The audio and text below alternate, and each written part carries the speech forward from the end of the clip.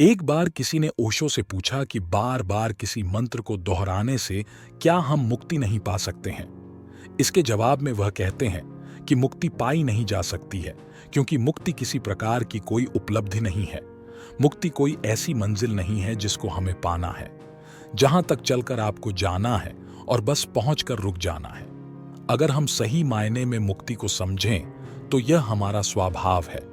ब्रह्म हमारी जात है, हमारे माता पिता हैं राम। गृह हमारा है शून्य में, अनहद में विश्राम, और हमारा असली स्वभाव है मुक्ति और कुछ भी नहीं।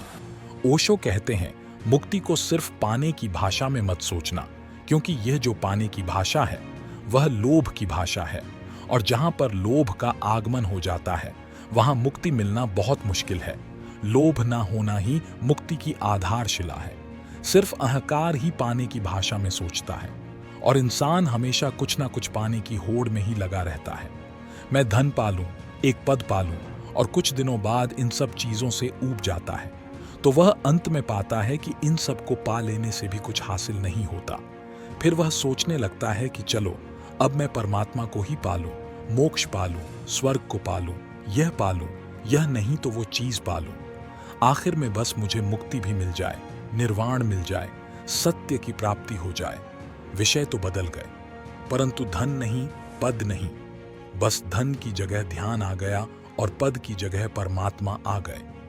लेकिन तुम नहीं बदले, पर विषय बदल गए। इंसान की वासना तो वही की वही रही, कुछ पाने की। तुम पाना क्या चाहते हो इस चीज से फर्क नहीं पड़ता है, पर जब तक कुछ पाना चाहते हो तब तक तुम उलझे ही रहोगे। तो समझना पड़ेगा कि मुक्ति पाने से नहीं मिलेगी, पाने की बात ही व्यर्थ है। अगर यह हमें ज्ञान हो जाए तो उसी क्षण हमें अनुभव आ जाता है।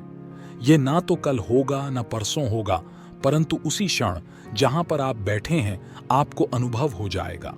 वह आगे कहते हैं कि हम बुद्ध के जीवन पर गौर करें तो बुद्ध भी कई वर्षों तक पाने का प्रयत्न करते रहे, स्वाभाविक तौर से। आदमी लोभ की दुनिया में जीता है तो वह सोचता है वह जिस तरह धन और पद को पाते थे उसी तरह मुक्ति को भी पा लेंगे, और इसी को पाने के लिए बुद्ध ने 7 वर्षों तक बहुत प्रयत्न किया।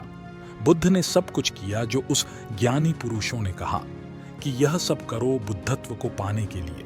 बहुत से संतों ने बुद्ध को मंत्र दिए और उन्होंने मंत्र उच्चारण करना शुरू कर दिया।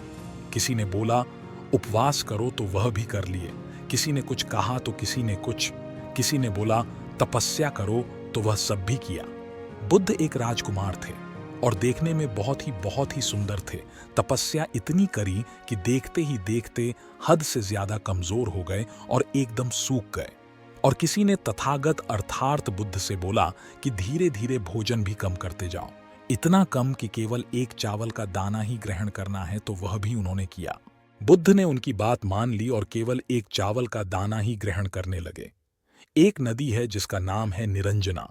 बुद्ध उसे पार करके दूसरी ओर जाया करते थे, परंतु कमजोरी के कारण वह निरंजना नदी को भी पार नहीं कर सकते थे।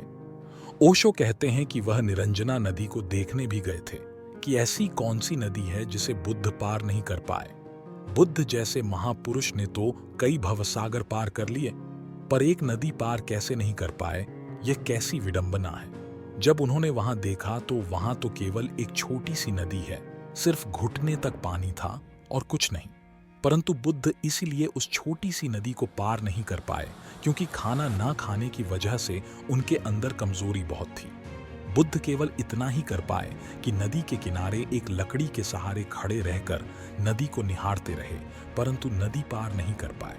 जैसे ही थोड़ी सी ताकत अंदर आई तो किसी पेड़ की उभरे हुए जड़ों पर चढ़ गए और नदी को वहीं से निहारने लगे। जैसे ही चढ़े तो वृक्ष की जड़ को पकड़कर यह ख्याल आया कि यह मैंने क्या कर दिया। आत्मज्ञान तो हुआ ही नहीं और इसके साथ शरीर का भी नाश हो गया। और बुद्ध मन ही मन यह सोचने लगे कि यह कभी सोचा ही नहीं कि शरीर को गंवा देने से आत्मा के मिलने का तर्क क्या है। अगर निरंजना नदी पार करने में इतनी दिक्कत हो रही है तो यह इतना विशाल भवसागर कैसे पार होगा। यह सोचने वाली बात है और यह घटना बुद्ध के लिए बहुत ही क्रांतिकारी सिद्ध हुई। और बुद्ध ने जो इतने साल व्यर्थ की दौड़ धूप करी थी वह सब कुछ एक ही पल में छोड़ दिया। गौतम बुद्ध मटेरियलिस्टिक चीजों की दौड़ तो पहले ही छोड़ चुके थे और उस हादसे के बाद उनकी जो मोक्ष की दौड़ थी वह भी उन्होंने छोड़ दी। और उसी शाम पूर्णिमा रात्रि भी थी और जैसे ही वह सोए तो उनका चित्त अनहद के विश्राम को उपलब्ध हो गया था। एक तरह का ऐसा आतंरिक सुकून जो पहले कभी उन्हें महसूस नहीं हुआ था। सोचकर देखो, जहां किसी प्रकार की दौड़ ही नहीं है, जहां कहीं भागना है ही नहीं, वहां पर विश्राम के अलावा और होगा भी क्या। दौड़ किसी भी तरह की हो, चाहे तन की हो या मन की हो, थकान तो होनी ही है। दोस्तों, जब बुद्ध ने सोच ही लिया था कि इन सब का कोई फायदा नहीं है, कुछ पाने को है ही नहीं, तो कोई दौड़ बची ही नहीं, कुछ पाना ही नहीं है, सब व्यर्थ है। हमारे पास जो है, जैसा भी है, उसमें ही हम राजी खुशी रहें। और उस भाव को बुद्ध ने नाम दिया था तथाथा। जो है जैसा है सब ठीक है। और उसी तथाथा के भाव में वह उस रात को सो गए। और अगले दिन जब वह उठे तो बोले कि यह पहली रात है जब मैंने चैन से विश्राम किया। जब किसी प्रकार की चाह रही ही नहीं तो सपने कहां से आएंगे। उस रात एक ऐसी शांति आ गई थी कि जैसे शरीर का हर एक अंग शांति में है, विश्राम में है। ना ही कुछ करना है, ना ही कहीं जाना है और ना ही कुछ पाना है।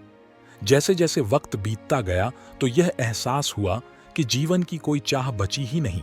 सब तरह के मोह छूट गए थे। ना तो जिंदगी की कोई चाह बची थी और ना ही मुक्ति पाने की। देखते ही देखते रात का आखिरी तारा भी डूब गया और वक्त के साथ साथ अगर कोई एक छोटा सा लोभ भी रह गया होगा तो वह भी गायब हो गया। और उसी समय भगवान बुद्ध को महापरिनिर्वाण की प्राप्ति भी हुई।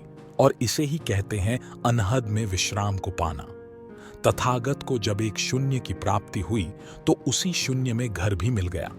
अब इसे गहराई से सोचें तो सवाल बस इतना है कि बुद्ध ने कुछ साल की तपस्या के कारण बुद्धत्व को पाया, या फिर उस दिन उस तपश्चर्या में बदलाव लाने के कारण पाया। अभी भी बुद्ध के महापरिनिर्वाण को इतने वर्ष बीत गए और बुद्ध को मानने वाले यही सोचते रहे हैं कि यह हुआ तो हुआ कैसे। बुद्ध ने जो भी तपस्या की थी यह सब उसका भी परिणाम है, पर सबसे अधिक जो उन्होंने पाया वो था उसे छोड़ने के बाद। ओशो कहते हैं कि तपश्चर्या का हाथ है उसे छुड़ाने में। बाद में उन्हें यह समझ आया कि यह सब पागलपन है, इसमें कुछ सार नहीं है। संसार तो पहले ही छूट चुका था और अब यह मोक्ष प्राप्ति का भ्रम भी छूट गया। हर तरह की आकांक्षा भी छूटती चली गई। जीवन में किसी भी प्रकार का जो भी लोभ रह गया था उसका भी अंत हो गया। तो देखा जाए तो बुद्ध की असीम तपस्या का कुछ फल तो उन्हें जरूर दिया गया है। उदाहरण के तौर पे अगर इंसान को एक कांटा चुभ जाए तो वह क्या करेगा?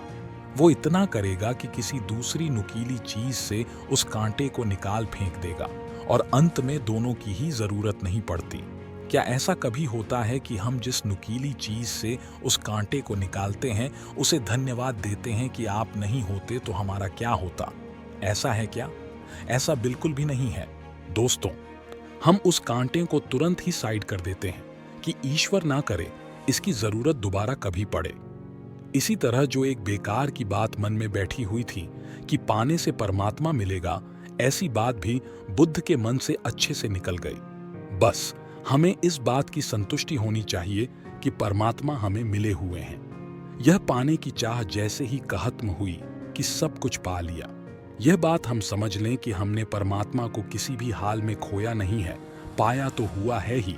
इसलिए यह सोचना और बोलना छोड़ दीजिए कि कुछ अलग सा पाना है जो हमारे पास नहीं है। पर सच तो यह है कि तुम्हारे पास सब कुछ है और सब कुछ तुम्हारे भीतर ही है।